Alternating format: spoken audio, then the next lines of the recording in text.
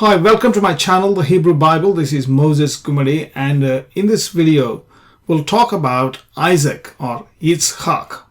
Isaac's name is introduced when God said to Abraham that he is going to have a son, and Abraham responds by laughing. In Genesis chapter 17 and verse 17, we read, "Then Abraham fell upon his face and laughed. Vayipol Avraham al panav Yitzhak." So there comes the name of Isaac, and laughed. And the next verse, on the following verse, God said to Abraham, "Your wife Sarah will bear a son, and you should call his name Isaac, Yitzhak." So essentially it comes from that laughing of Abraham. So Isaac is Yod, Tzadeh, Het, and Kof, 4 letters, Yitzhak, which we say Isaac in English. Now the verb is tzahak. Tzahak means to laugh, to play, to have fun pretty much actually. And therefore it could also mean to mock. So to have fun in a positive way, also in the negative way. To laugh, to play, to mock, etc. That's the meaning. Now, not only Abraham laughed, but also Sarah. In Genesis chapter 18, verse 12, we read, "Vatitzhak Sarah," right? And Sarah laughed within herself, Bekirba. So within herself, she laughed when a news was broken to her that, well, she is going to have a child. This was in Genesis chapter 18. Oh, by the way, in Genesis chapter 18, the Lord, Yod-Heh-Vav-Heh, Yehovah, he comes physically in a human shape, in a human form, along with 2 angels to visit Abraham. And Abraham gives, provides hospitality, gives him food to eat, bread and, some butter, etc. And he eats. Well, it says they ate, it says in the text. And then the Lord speaks to Abraham. We're going to come back to this point later on, but just remember. And so when God said to Sarah that she will have a son, she too laughed. Well, she was behind in the house, behind the curtain, in the tent. And so God said to Abraham, and Vayomer Adonai el Avraham, Lama ze tzachacha. So why is she laughing, or why did she laugh? So that's where we see these 3 letters again. Also, and she replied, "No, I did not laugh." But he said, No, you did indeed laugh. And so again, tzachak verb is seen in both these places. Also, when actually Sarah had the child, right, Yitzhak, she said like this, and Sarah said, "God hath made me to laugh. Everyone who hears, he shall laugh with me." So, Vatomer Sarah, Sechoch asali Elohim, Kol hashomea Yitzhak li.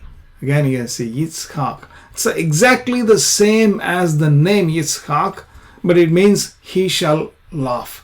And so essentially Isaac means he shall laugh. Okay? Right. That's what Isaac Yitzhak means.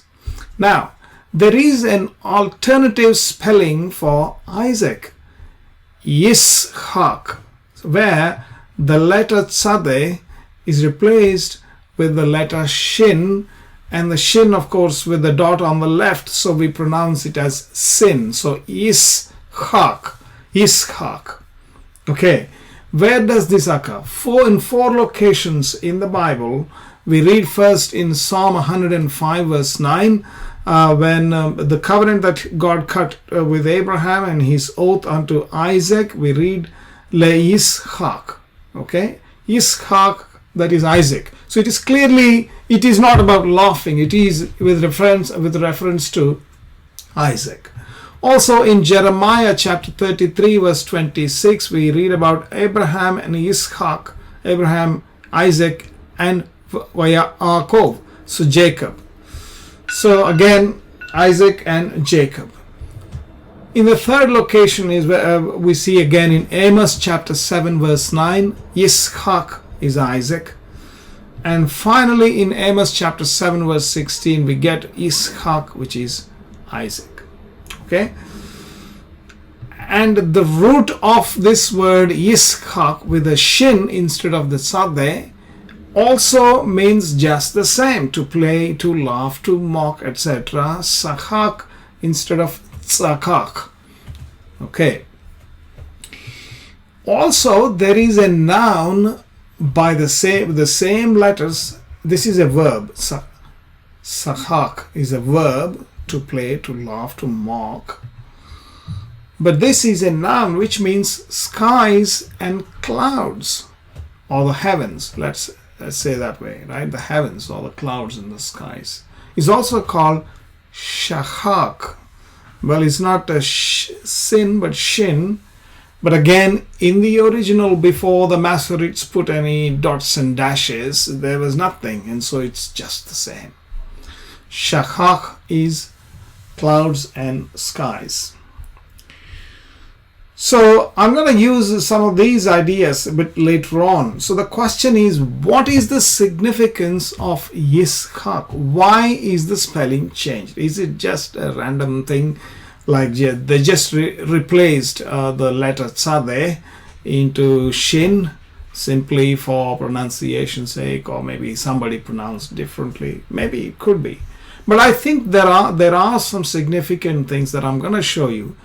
This is not grammatical, but this is all a wordplay, and sometimes it can get into a bit of an esoteric a way of looking at things.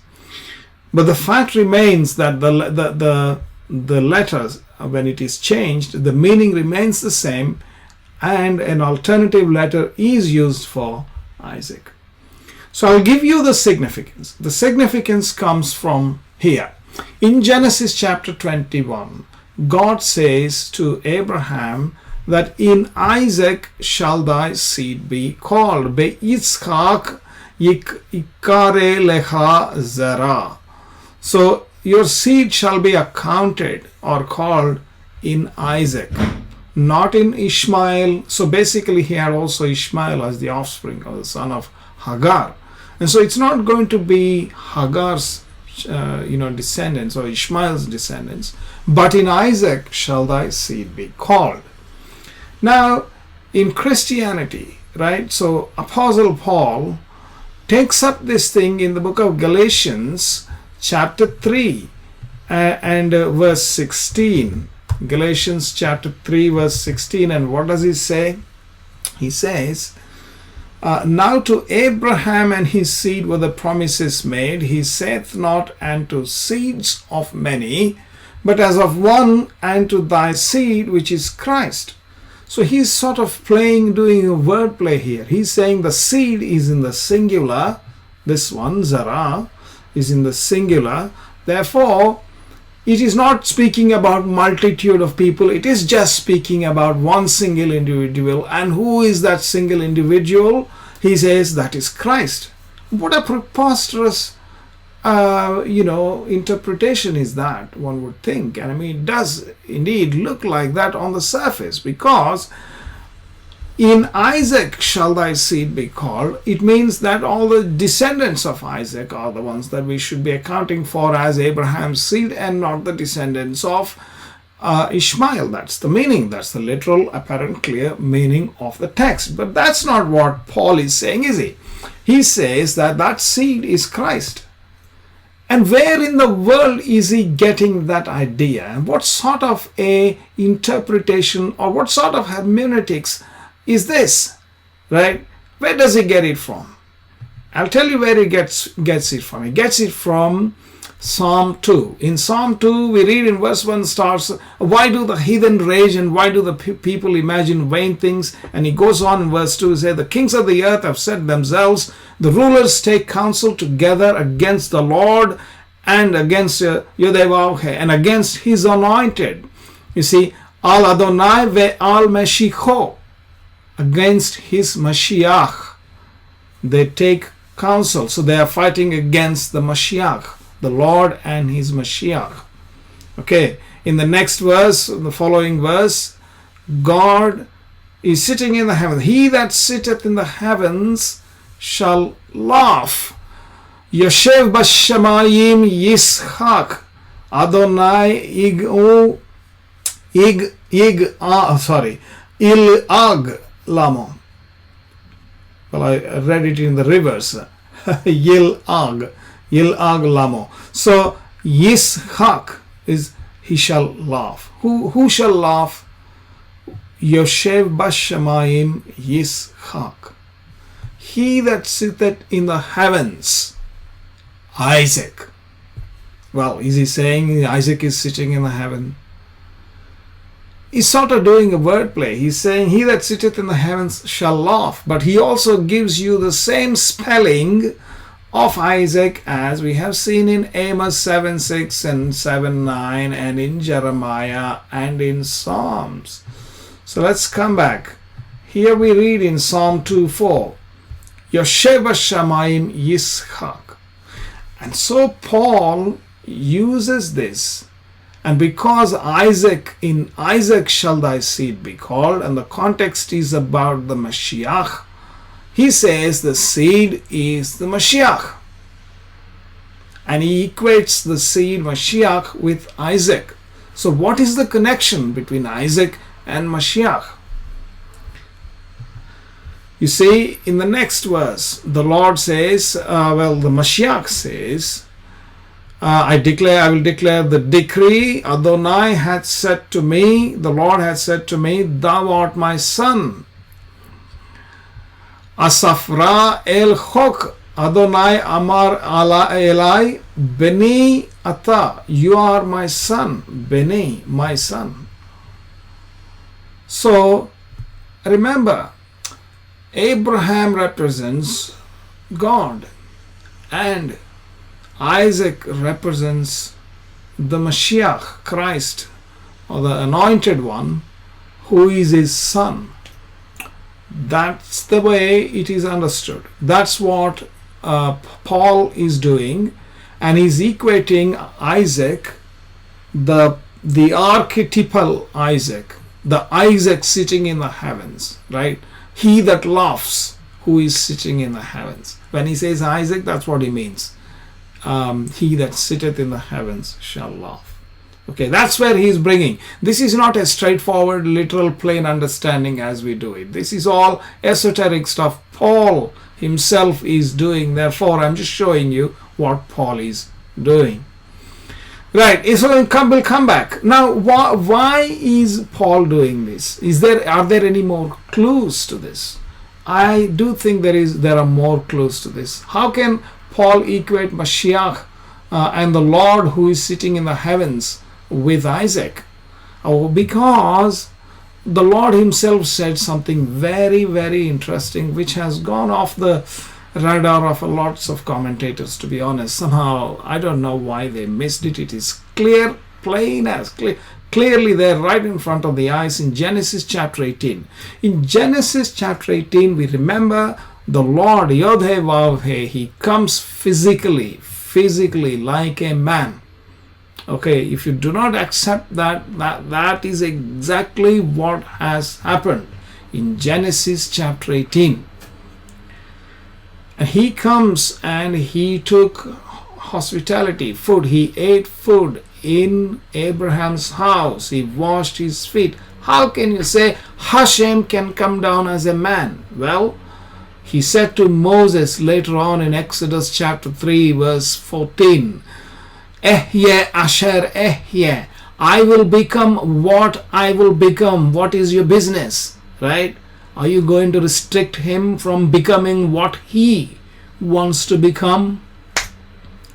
That's the meaning of his name. Yod-Heh-Vav-Heh means he will become whatever he wants to, not whatever you and I tell him to become. Okay, and so he comes in a physical form in Genesis 18, and you know what he is saying to Abraham? He says, "Vayomer shu ashu elecha ke et chaya vehinne ven lasara." I will certainly return. Returning, I will return unto thee according to the time of life. Ke'et chaya. According to the time of life, meaning 9 months, right? So he came and visited. He's saying that, look, by the time of life, when the life, he promised the seed. He said by the time the child is, when the child is born, or when the child is supposed to be born, that's when who will come? He's not talking about the child coming. He says, I will come. Who will come? Yodevavhe, the Lord, Yehovah. He said, I will come. I will certainly return. Returning, I will return unto thee according to the time of life. And then you know what the language says. And hinne when la Sarah. And look, there's a son for Sarah. I will return and look, there's a son for Sarah. So he is sort of saying as though he would return as a son. He doesn't quite say that, but he sort of implies that. Because when the son is born, it is as though the Lord returns. Did the Lord return physically again to to Abraham? There is no such a record. But he said, according to the time of life, at the time of life, after the 9 months, I will come to thee. Not only here, another verse in verse 14, we read, is there anything too hard for the Lord? At the appointed time I will return. Lamoed ashuv elecha. At the appointed time, or to the appointed time, I will return. Ke'et chaya. According to the time of life. Ul Sarah bed. And for Sarah a son. I will return unto thee according to the time of life, and for Sarah a son. So he's clearly indicating that the birth of the son and the returning of Yodevavhe to Abraham is sort of putting them together. So what do we say? What are we trying to say? Are we trying to say Isaac is a metaphysical incarnation of Yehovah? No. Yes and no. It might sound preposterous if you're a Christian or even if you're a Jew. I'll tell you, because this is a tough thing. Yodhevavhe, the Lord, means I will become. He appeared to Moses in the burning bush, and later on Moses blessed the children of Israel, the 12 tribes, and he said, he who is dwelling in the bush. He who dwells in the bush. Out of the bush he shined forth. In other words, he is present deep within every man. That is what it is. But in any case, he is in a special way present within Isaac. You know, from a Christian point of view, obviously Jesus is 100% incarnation of Yodhevavhe. What about Isaac? Isaac is like sort of, I'm not my words, I'm not making anything up. These two verses, Genesis 18:10, 18:14, say pretty much the same thing. But not quite. He's not saying till the end. I mean, he's not saying, okay, I will come as a son. He says, look, I will come according to the time of life. I will return. And look, Sarah has a son. You know, the meaning is quite clear. And so there is some element of him that is some way specially present in Isaac. That doesn't mean Isaac doesn't have any faults. So this is the mystery that one must understand. Okay, in the Christian doctrine, the uniqueness of Jesus is that there is no sin in him, whereas all the rest of the people have sinned. Let's come back to these letters. Shahak. So Shin, Het, Kof is what we've been looking at. Yishak. Yishak is this. These are the letters. Now these three letters, interestingly, by many Jewish rabbis are used as an acronym of the vowels of the Lord's name. Shwa, Cholam, Kamatz. Shachak. Shwa, Cholam, Kamatz. That's the Shechach. Now I've not made that up. This is what they say in Tikkun Zohar. some of the rabbis also have written about it in their books. It's there in the internet. You can check it out. It's not my invention. Shwa, Cholam, Kamatz are supposed to be the vowels of the name of the Lord. This is the Shwa, that's the Cholam here, and this is the Kamatz, and you pronounce it as Yeh with the Shwa, Ho, O with a Cholam, and Va with the Kamatz. That's how it is pronounced. Okay, so coming back to Psalm 2 verse 4, Yosheva Shamayim Yishak. So he laughs, right? Shakak is also the vowels, also the heavens, etc. And what else? What else is the significance? Why is this letter Shin used? Well, I could find a couple of more. Let's see. You know this list of names: Adam, Sheth, Enosh, Kainan, Mahalalel, Zered, Hanok, Methuselah, Lamech, Noah, Shem.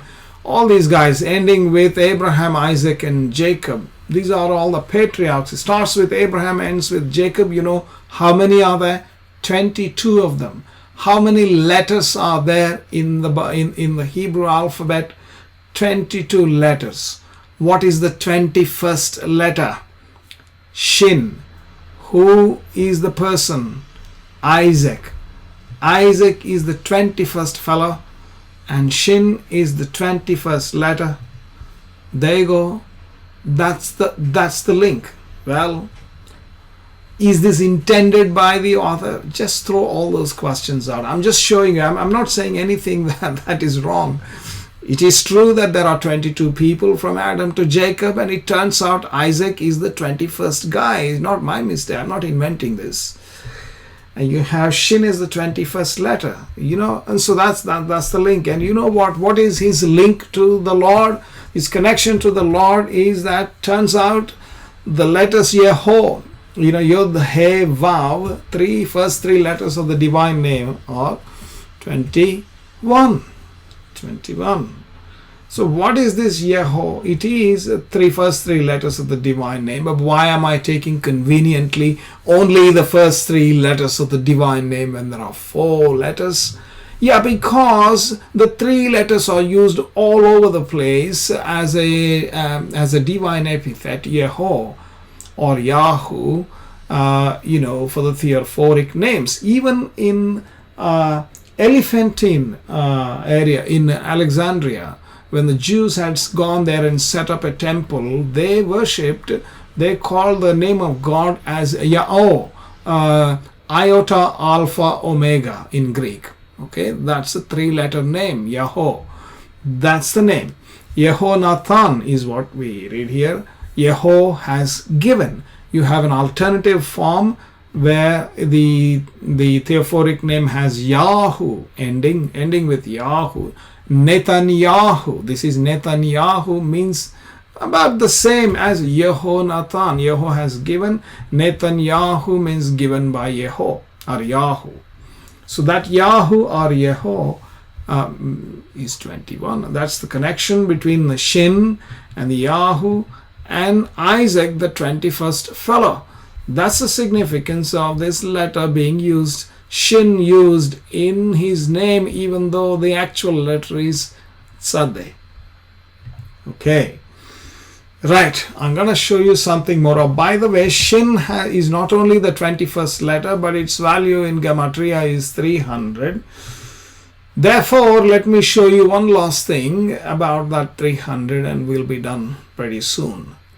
In Genesis chapter 31 verse 42, Jacob, the son of Isaac, while speaking to his father-in-law, he says, "Except the God of my father, the God of Abraham, and the fear of Isaac had been with me, surely thou hadst sent me away now empty." Okay, so this is the conversation he's having with his father-in-law.